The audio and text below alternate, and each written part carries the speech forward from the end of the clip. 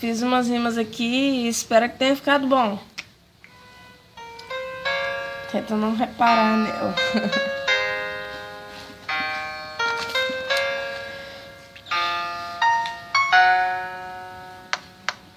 Aí, cabeção, diabo não te ama não, mas Jesus te ama e Ele é tua salvação. Só que você não escuta, não vê, não crê, pois quando Ele voltar você vai se arrepender.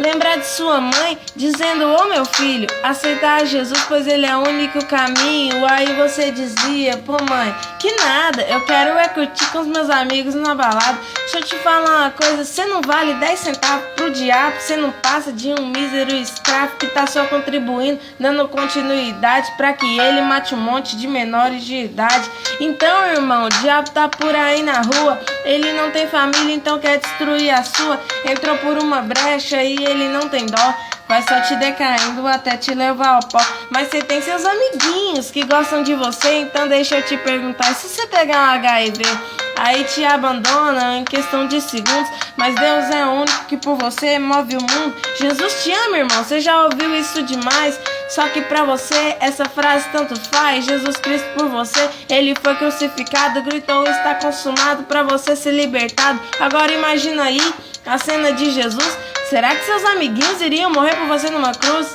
Então, pois é, você já sabe a resposta. Se liga, cabeção, que Jesus bate em sua porta, quer entrar na sua casa pra sua vida ele mudar. Mas ele não é em cruz, só entra se você deixar. Então deixa ele entrar pra mudar a sua vida, assim como fez com a minha. Olha só minha alegria, pela graça de Deus eu tô aqui firme e forte, mas tem uns moleque aí que prefere até a morte. Falo isso porque tem uns colegas meus, você pergunta se é ateu, o cara te diz graças a Deus. Aí você fica tipo: hã?